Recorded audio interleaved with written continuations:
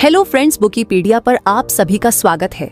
आज हम बात करने वाले हैं the Now Habit by Neil Fiore book के बारे में। श्याम एक 30 साल का आम सा आदमी था जो दिल्ली के एक छोटे से अपार्टमेंट में रहता था। उसकी जिंदगी में हर चीज एक पैटर्न में चल रही थी, एक अजीब सा पैटर्न। सुबह देर से उठना, ऑफिस के लिए भागना, पूरे दिन काम टालना और रात को बेड पर बैठकर खुद को कोसना कि उसने आज भी कुछ खास नहीं किया। वह जानता था कि उसकी आदतें खराब हो चुकी थी। काम के नाम पर वह अक्सर संगीत प्रोक्रेस्टिनेशन पर काम कर ले, नहीं तो जिंदगी ऐसे ही निकल जाएगी। उस रात कुछ अलग हुआ। श्याम ने किताब उठाई और पहले पेज से पढ़ना शुरू किया। पहले कुछ पन्नों में किताब ने उसे कुछ बोरियत दी, पर जब वह प्रोक्रेस्टिनेशन इज अ सिंटमोबाइल संगीत श्याम ने आगे पढ़ना शुरू किया। किताब ने समझाया कि प्रोक्रेस्टिनेशन के पीछे अक्सर गहरी इमोशनल प्रॉब्लम्स होती हैं। एंजाइटी, फियर ऑफ फेलियर या परफेक्शनिज्म। उसने तुरंत अपनी लाइफ के बारे में सोचना शुरू किया। पिछले हफ्ते की ही बात थी।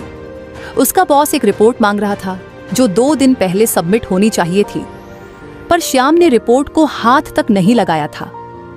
हर बार जब उसने लैपटॉप खोलने की कोशिश की, उसे दिल में एक अजीब सा डर महसूस हुआ। क्या मैं यह सही से कर पाऊंगा? अगर गलती हो गई तो उसने खुद को कहा और तुरंत कोई डिस्ट्रक्शन ढूंढ ली। कभी फोन, कभी सोशल मीडिया। किताब ने उसे यह भी सिखाया कि प्रोक्रेस्टिनेशन एक कॉपी मैकेनिज्म है। यह सुनकर श्याम को ऐसा लगा जैसे किसी ने उसकी आंखें खोल दी हों। उसने सोचा, तो इसका मतलब यह है कि मैं काम टाल होता हूँ क्योंकि मुझे डर लगता है, या मैं खुद पर भरोसा नहीं करता। उसे अपने बचपन के दिन या हाई स्कूल में जब भी उसे कोई प्रोजेक्ट मिलता, वह हमेशा डर जाता था। अगर उसने अच्छा नहीं किया तो, अगर टीचर ने डांट दिया तो, और शायद यही डर अब तक उसके साथ था। उसने किताब के अगले हिस्से में पढ़ा कि सबसे पहले हमें अपने इमोशनल ट्रिगर्स को पहचानना होगा। श्याम ने अपने दिमाग में एक लिस्ट बनाई। 1 फियर ऑफ फेलियर, 2 खुद पर डाउट करना, 3 परफेक्शनिस्ट, M हर चीज परफेक्ट चाहिए पर परफेक्ट। उसने खुद से कहा, ये तीनों मेरे अंदर हैं। उसने गहरी सांस ली। पर अब क्या किताब ने यह भी बताया कि अगर इन ट्रिगर्स को पहचाना जाए तो उन्हें संभालना आसान हो सकता है। उसने पहला कदम उठाने का सोचा। उसने खुद से एक वादा किया, अब से जब भी मैं कुछ टालने की कोशिश करूंगा, मैं पहले अपने डर को समझने की कोशिश करूंगा। श्याम ने अगले दिन अपने ऑफिस में एक एक्सपेरिमेंट किया। उसका बॉस फिर से एक टास्क देकर गया था। पहले तो उसका मन हुआ कि वह वही पुराना तरीका अपनाए, काम को किनारे रख दे और कुछ और करने लग जाए, पर उसने खुद को रोक लिया। उसने सोचा, क्या मुझे यह काम करने में डर लग रहा है? हाँ। क्या मुझे लग रहा है कि मैं फेल हो सकता हूँ शायद? पर क्या मैं इसे अवॉइड करने से बेटर बनूंगा? उसने धीरे धीरे टास्क शुरू किया। उसने अपनी परफेक्शन की आदत को भी किनारे रखा और खुद से कहा, बस शुरू कर, जैसा होगा देख जाएगा। अगले कुछ घंटे में उसने वह काम पूरा कर दिया और जब बॉस ने उसकी तारीफ की तो उसे यकीन नहीं हुआ। तो यह इतना भी मुश्किल नहीं था, उसने मुस्कुराते हुए सोचा। शाम को घर लौटते वक्त उसने खुद से कहा, अगर मैं ऐसा एक दिन कर सकता हूं तो हर दिन क्यों नहीं? लेकिन वह जानता था कि यह एक दिन की बात नहीं थी, यह एक लंबी जर्नी थी।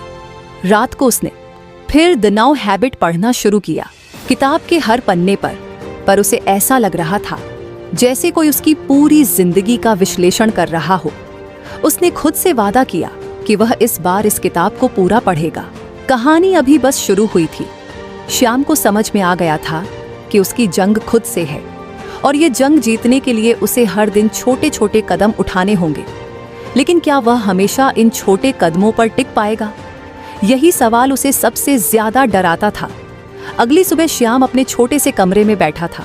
खिड़की से हल्की धूप अंदर आ रही थी और उसके सामने वही किताब द नाउ हैबिट रखी थी। उसने 1 कप चाय बनाई और किताब को वहीं से पढ़ना शुरू किया जहां पिछली रात उसने छोड़ा था। इस बार उसने जो लेसन पढ़ा वह उससे और भी ज्यादा रिलेटेबल लगा। लेसन था, focus on the process not just the outcome. Shyam ने किताब पढ़ते हुए खुद से कहा, हाँ, आउटकम पर फोकस करना ही तो मेरी प्रॉब्लम है। मैं हमेशा काम शुरू करने से पहले ही उसके एंड रिजल्ट के बारे में सोचने लगता हूँ और फिर जब वह आउटकम बहुत बड़ा या मुश्किल लगता है तो मैं डर के मारे कुछ करता ही नहीं। किताब ने समझाया कि कैसे बड़े कामों को छोटे छोटे मैंने जबल स्टेप्स में बांटने से चीजें आसान हो जाती हैं। उसे याद आया कि स्कूल के दिनों में जब कोई बड़ा प्रोजेक्ट मिलता था तो टीचर उसे कहती थी, पहले आउटलाइन बनाओ, फिर छोटे छोटे हिस्से में काम करना शुरू करो। लेकिन बड़े होने के बाद उसने यह आदत छोड़ दी थी। शायद मुझे फिर से यही करना चाहिए, उसने सोचा। उस दिन ऑफिस में शाम को एक नया प्रोजेक्ट मिला। अगर आपको हमारी फ्री समरी अच्छी लगती है तो आप हमारे चैनल को सब्सक्राइब कर सकते हैं, हमारी मेंबरशिप खरीद सकते हैं या हमें यूपीआई के थ्रू सपोर्ट कर सकते हैं। अब समरी पर वापस चलते हैं। पहले तो उसके मन में वही पुराना डर आया, इतना बड़ा काम मैं कैसे कर पाऊंगा। लेकिन फिर उसने किताब में पढ़ा हुआ याद किया। उसने खुद से कहा, ठीक है, आउटकम पर मत सोच, सिर्फ पहला स्टेप उठाने पर ध्यान दे। उसने अपने डेस्क पर बैठकर पेपर और पेन उठाया और प्रोजेक्ट को छोटे छोटे स्टेप्स में तोड़ना शुरू किया। 1 डाटा इकट्ठा करना, 2 डाटा को एनालाइज करना, 3 रिपोर्ट लिखना, 4 फाइनल प्रेजेंटेशन तैयार करना। अब यह इतना भी मुश्किल नहीं लग रहा, मुस्कुराते हुए सोचा। अगले कुछ घंटों में उसने पहले स्टेप पर फोकस किया, डाटा इकट्ठा करना।